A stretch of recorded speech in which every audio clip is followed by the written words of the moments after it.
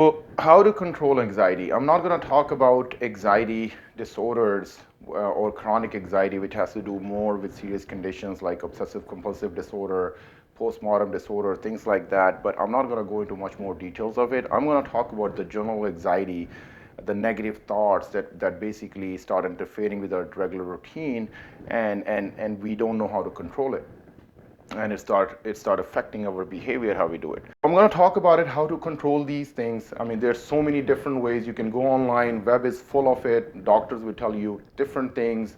If it's a chronic anxiety problem, then I will highly recommend to consult a doctor. And even if you need some medication for the chemical imbalance, is completely fine. Along with that, they also recommend you some exercises, things like that. So those can be very helpful. But here in general anxiety, how to control it? How can we focus on the scenario and not worry about and those feelings? How we catch ourselves, right? So one thing we have to remember, that we are consistently bombarded with thoughts all the time. We are literally, if you're awake and if you're sitting, there are thoughts consistently coming. It's just coming in, right? We don't know how they're coming, but they're coming right there. Now we have a brain, which is the physical part of our body, right? And then we process through it. The mind accepts it, and then we, depending on our mood or how we look at it, we process a certain thought to our brain. Now, if we consistently think about negative things and consistently process that through our brain, it can really affect our emotional state. So, how to control anxiety mentally? I mean, we have to understand the thought process, how it comes, and what things we have to process through our brain. It comes with a lot of practice. I mean, all these meditation, yoga, exercises, things like that. The whole purpose of that is to focus, to stop those thoughts, to actually look with it, so you can literally focus and ignore all the remaining thoughts that are coming there, right? Like, don't listen to the noise, they're in the background. So mentally, we have to think about all the things. First, what's causing an anxiety, we can write on a piece of paper, and we can actually start finding solutions to that. Like, if we are aware of certain things that we are worried about, right, we can write on a piece of paper, and instead of just consistently thinking about it, we can take in the morning or in the night some time together and sit down and write those things, and then start looking for their solution. Every day you can give yourself an hour, half an hour to think about that particular scenario. In that way, if you catch yourself with those thoughts again during the daytime, you can actually divert your thinking, that I will think about it later on in the night, or I will think about it in the morning, because you already know that you're working on them on a piece of paper. You're coming to a solution to that. You don't really have to think about it 24/7 at job, at other places, right? So mentally, we have to recognize how the thought process works and what things.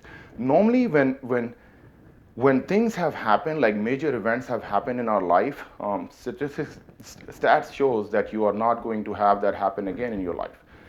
Most of the major event, like an earthquake, the entire family went poof, and then something else like that happened. All of a sudden, the economy collapsed and the entire business collapsed on top of you. Things like that. Like, so a lot of time, major events that basically cause you all this pain, those are one-time life events. A lot of time they don't repeat themselves, but the thought stays there, and it causes us also anxiety for the future, that what if the same thing happened again? How are we going to deal with it? So we have to understand the thought process again, how it works. We have to come to a solution to that. We have to actually stop those things to process us, and we can train our mind. So mentally, we have to do certain exercises. We have to literally sit down, calm down. Whenever we catch ourselves getting anxious about the things, or we catch ourselves overthinking about the stuff, we can do things like, we have to bring ourselves back to reality, that listen, this is the real time, this is where I am. Breathe. Like, all these exercises will help. So mentally, you have to understand that these thoughts, we really don't have to accept them. We can actually separate them from solution. And once you have recovered the solution, we should tell ourselves that, listen, it's not going to work like that. Like, we have found a solution to that, and I'm not going to think about it again. The other day, I was listening to a mind expert. He actually recommended that we should utter good things in loud voices, because it just increases the probability of that thing happening more. The same thing happened with the negative feelings. When we utter, which we mostly do, like we don't talk about the good stuff in our life, but we nag about the negative things. And what it does is, like when we are worried about something and we utter it loud, it increases the chance of those things happening in our lives. I mean, this statement actually matches with law of attraction. When you consistently keep on thinking about some negative scenario, more than likely that will happen to you. So we have to stop our mind from wandering like that. What thoughts we actually process through our brain, we can actually control that by understanding the thought process, how we actually work, what things we actually want to do, what things we don't want to do. We can actually exercise on that. So mentally, it's extremely important how to control anxiety, understand your thought process, do some exercises, surround yourself with positive activity people, because that also helps you mentally. Because if you surround yourself with negative people and you are negative and you're having anxiety, that's also going to increase, your anxious mind. You're going to get more and more furious, and could be you can go into isolation because you're just so furious. You don't want to do that. You want to understand, you want to surround yourself with positive energy, you want to keep your thought process in control, you want to be in control of what are you putting through your brain, because your brain and your body can be, they're connected. If you are feeling good up there, your body will feel better. And if your body is feeling good, or if your body is feeling bad, for example, you're sick, right? You feel really don't want to really do anything. You kind of like give up there. More than likely we find an excuse. We are not going to do certain things because we are sick, right? So, but if we are happy, so up there, then automatically, our body responds to that because we feel better, we feel good, right? And sometimes our body is feeling really good.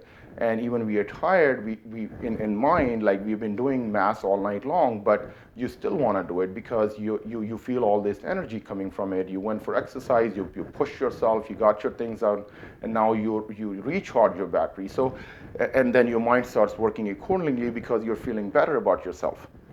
So these things are related to each other. Take care of both things, understand how the thought process works and how our mind is connected to that, and we can actually work on both things to stay mentally healthy and active.